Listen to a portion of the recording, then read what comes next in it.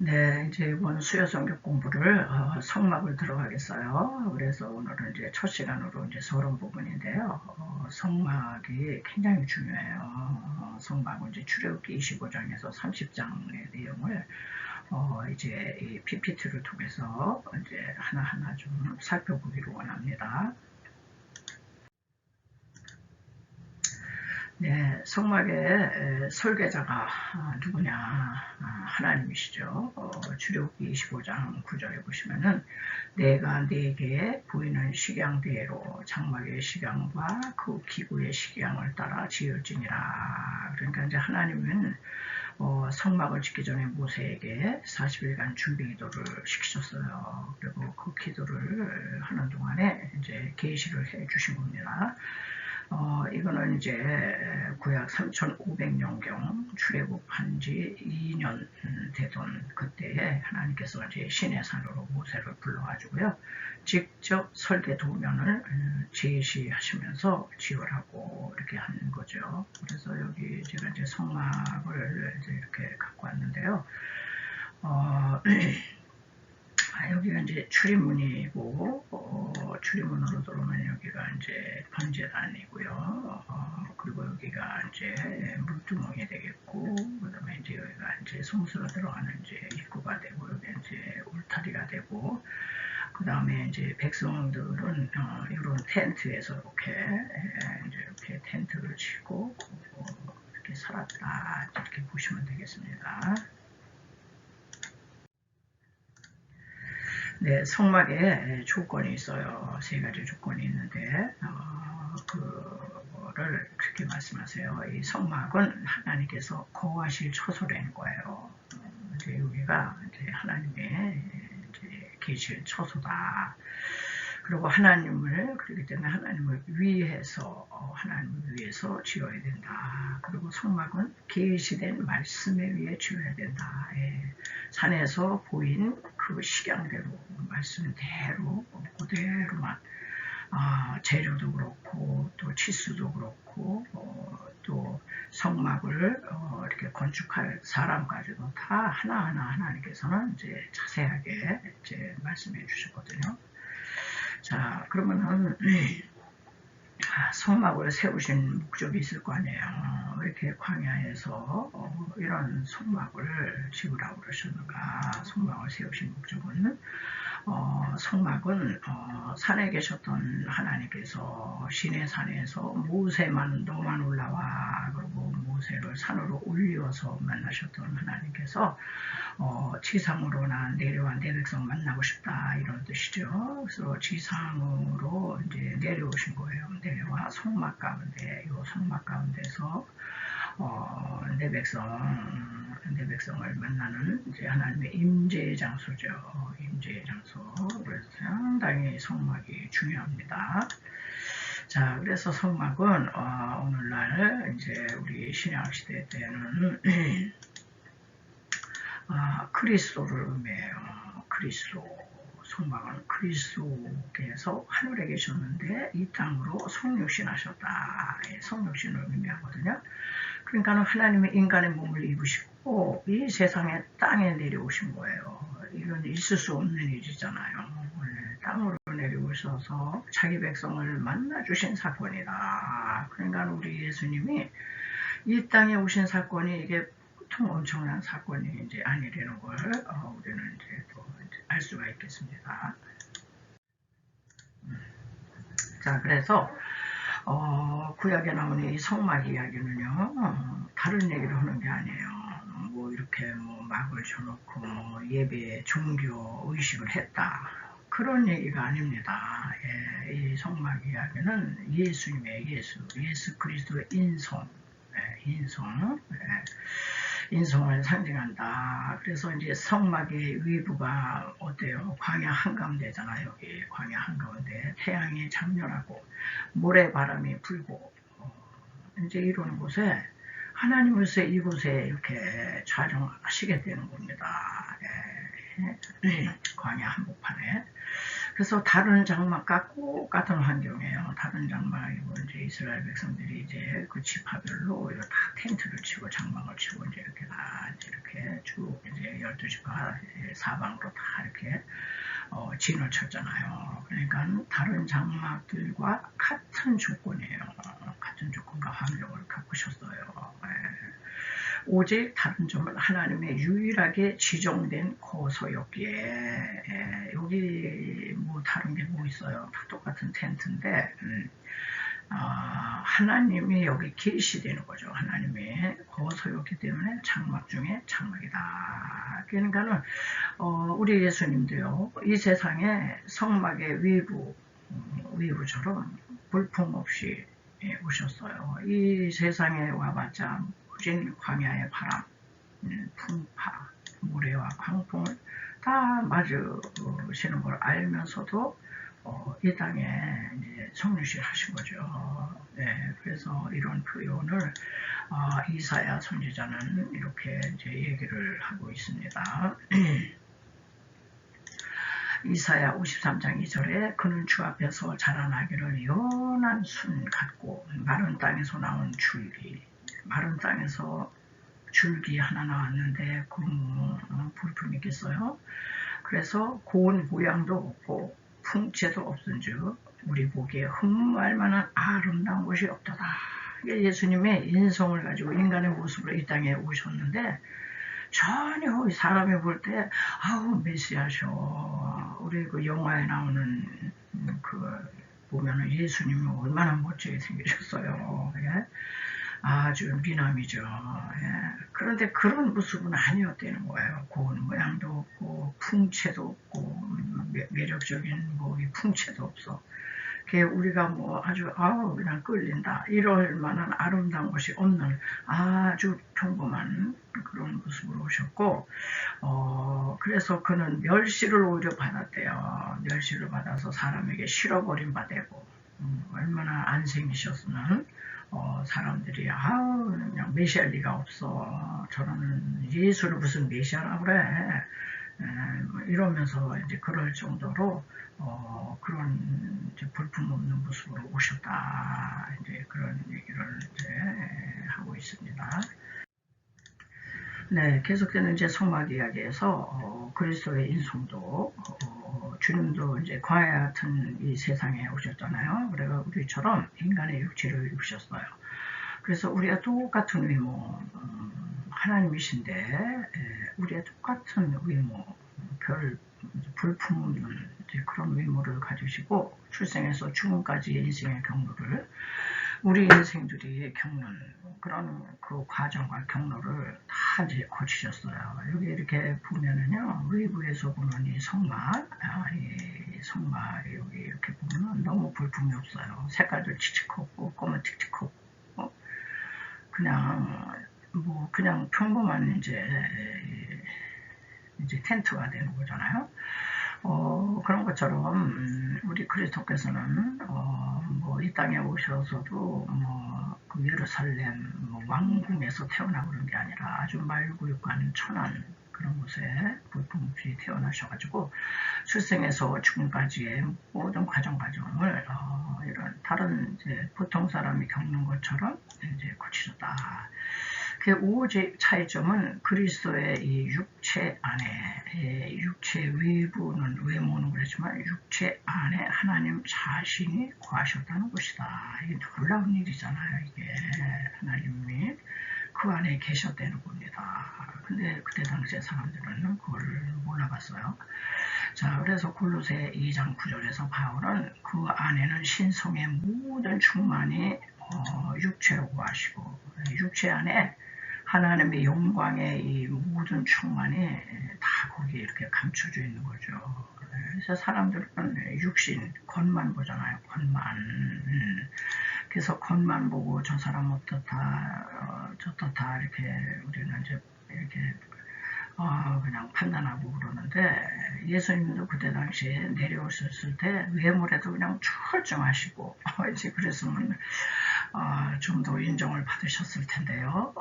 전혀 그렇지 않다. 광야에 있는 장막으로 오셨기 때문에 너무 볼품이 없었던 거예요.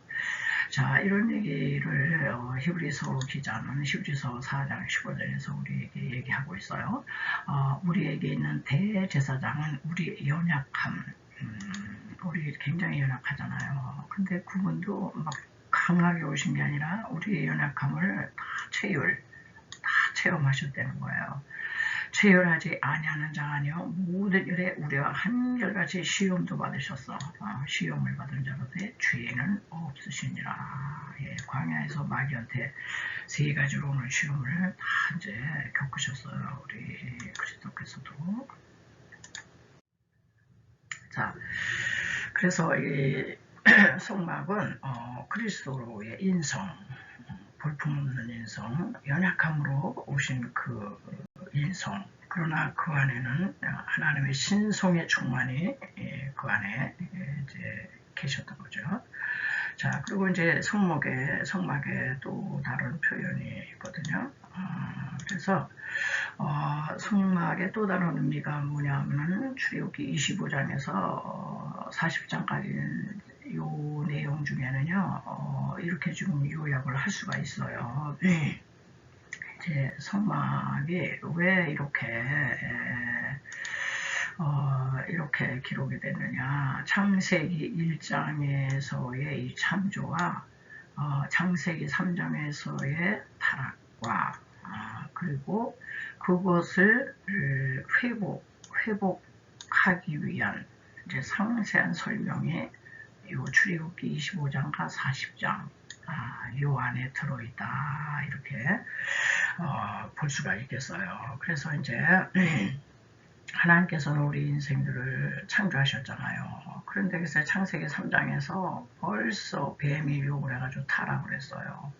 그 타락한 인류를 그냥 마귀와 함께 지옥불에 그냥 뭐 던지셔도 될 텐데 하나님께서는 이 회복을 원상복귀에 대한 이 섭리를 하신 겁니다. 그래가지고 그 내용을 여기에다가 이렇게 집중적으로 이제 기록해 놓은 거죠. 그래서 이제 창조 사건은 뭐냐? 출애굽기 25장에서 31장이 이제 성막 건설이거든요.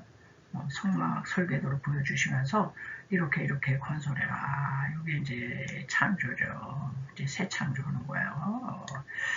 이게 이제 창세기 1장의 창조 이제 이거랑 매치가 되고요. 그 다음에 성막 건설을 하고 성막 설계도를 이렇게 계시해 주셨는데 그만 산 아래 내려왔더니 출애굽기 32장에서 33장에 그냥 이 백성들이 타락을 한 거예요. 타락을 해서 금송아지 숭배에 지금 몰두를 하고 있었잖아요. 그런 얘기가 이제 32장에서 33장까지 이제 나오게 되겠어요. 자, 그랬을 때 이제 우리 하나님께서는 다시 모세를 불러 올리셔가지고 출애굽기 34장에서 이제 40장까지가 다시 이제 회복 성막 설계도대로 내려가서 다시 성막을 이렇게 건축해라 이런 이제 회복에 대한 말씀이거든요. 그래가지고 금송아지 숭배한 이 백성들을 우상을 진멸하고 금송아지를 다 빻아서 가루로 그냥 마시게 하고 그리고 이제 회개를 이제 시키시는 이제 장면을 우리는 이제 볼 수가 있겠어요. 자, 왜 우리 하나님은 이렇게 하셨느냐? 하늘나라였잖아요. 하늘나라의 모형인 에덴에서 인간이 범죄하자, 타락하자, 추방된 인간의 상황을 하나님은 또 다른 창조, 이게 재창조죠. 이 성막이 또 다른 이게 이제 창조거든요. 인간이 한번 실패했잖아요. 하나님은 또 기회를 주신 거예요. 또 다른 창조 사역을 수행하신 것으로 성막을 통해서 타락이 전에 영광된 하나님과의 그 에덴에서의 교제와 회복으로 이끌기를 원하신 거예요. 그래가지고 아주 이 성막에 함축된 하나님의 사랑과 긍휼과 하나님의 아주 놀라운 그 깊으신 인간 사랑을 우리가 볼 수 있고요. 이 성막의 모든 이 휘장부터 널판, 울타리, 물두멍이 모든 기부는요 다 예수 그리스도예요. 예수 그리스도를 빼면은 설명이 안 되는 겁니다. 그래서 이 성막은 성경의 핵심이에요. 성경의 핵심은 성막이며 성막의 핵심은 그 그리스도죠. 그리스도. 왜?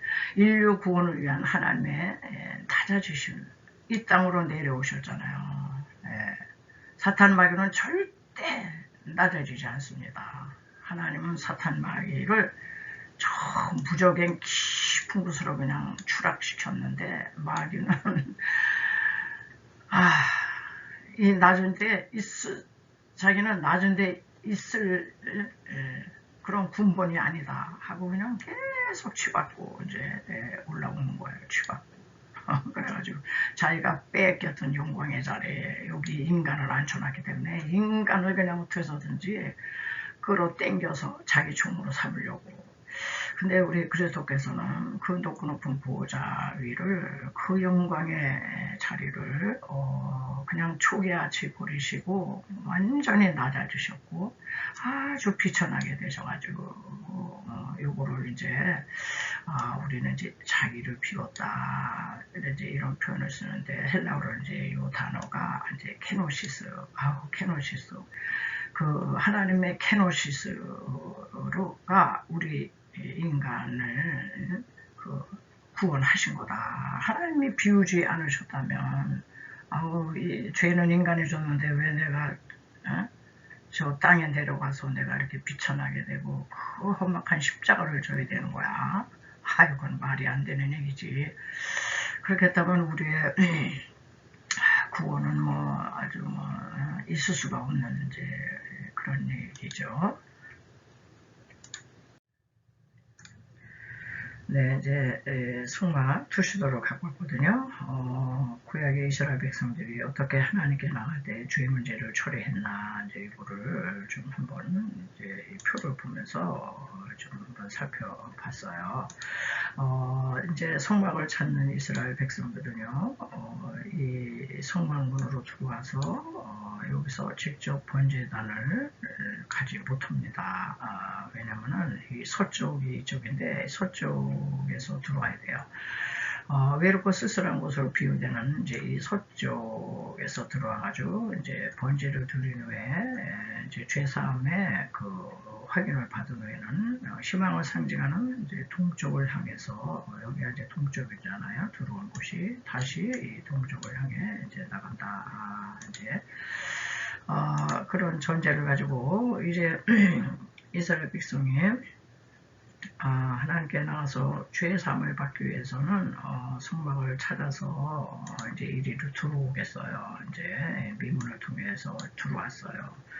들어와서 딱 보면은요, 여기가 이제 구분이 되어 있거든요. 이방인 애들, 여인 애들, 남자 애들. 그래가지고 바로 들어가는 게 아니라 여인들은 여기 바깥들에 있어야 돼요. 이렇게 선을 제가 권았는데 바깥들이 여인 애들이에요. 그래서 여인은 이 안뜰에 절대 이제 못 들어갔고, 또 이방인들은 이 북서쪽, 여기 이제 북쪽인데요. 이 북서쪽이 여기가 이제 이방인의 뜰이에요. 그리고 여기는 이제 재물 잡는 곳이거든요. 그래서 성막을 찾은 백성들은 소나 양이나 이제 비둘기 이런 걸 끌고 이리 바로 들어가는 게 아니라 이쪽 북쪽으로 갑니다. 가서 여기서 재물을 잡아야 돼요. 여기에 누가 있냐면 출입구에 3명의 제사장들이 이 재물을 이제 점검을 해요. 3명의 제사장들이 수컷인가 암컷인가 흠이 있나 없나 이제 검사를 해서 이제 합격을 받으면은 이 북쪽에서 여기 이제 북쪽인데 여기서 재물을 잡아요. 왜 북쪽에서 재물을 잡느냐? 이 북쪽은 죄가 시작된 곳이거든요. 루시퍼 사탄이 북극 집회에 내가 서리라. 이 북쪽 방향을 사탄이 딱 점령해가지고요. 이 죄가 이제 이 북쪽을 통해서 들어왔기 때문에 이 죄를 해결해야 될 이 재물이 여기서 죽어야 되는 거예요. 이런 이제 깊은 신학적 의미도 여기 있고요. 여기서 이제 그 흠없는 판정을 받으면은 그 피를 가지고 이제 번제단으로 와가지고 여기서 이제 죄 사함을 받게 되는 거예요. 그런데 여기 보면은 여기 남자애들이라고 있는데요. 이 남자애들은 남자만 들어가는 거예요. 이제 남자만 들어가는데 남자 중에도 불구자는 못 들어간다 이런 경고판이 딱 이제 써 있거든요. 예, 그래가지고 남자들은 12세 이상 남자는 다 되는데 장애를 가졌다. 그러면은 하나님의 여기에 들어갈 수가 없는 거예요. 굉장히 번거롭고 진짜 하나님께 나가는 길이 그렇게 그냥 번거롭고 쉽지 않았어요. 예, 이런 거를 우리 그리스도께서 오셔서 이런 번거로운 이 절차, 뭐 여인도 안 돼, 이방인도 못 들어가, 또 장애를 가져도 못 들어가. 그런데 우리 주 예수 그리스도께서 오셔서 헬라인이나 유대인이나 종이나 자유자나 남자나 여자나 차별 없다 하나님께 나오는데, 그래서 예수 그리스도의 보혈 공로 의지해서 나오기만 하면 너희들은 다 통과된다. 이 번제단이 십자가잖아요. 십자가 밑에 나와서 여인이고 이방인이고 남자고 장애인이고 다 통과되는 거예요. 이 파격적인 은혜를 그리스도께서 우리에게 주셨다는 겁니다.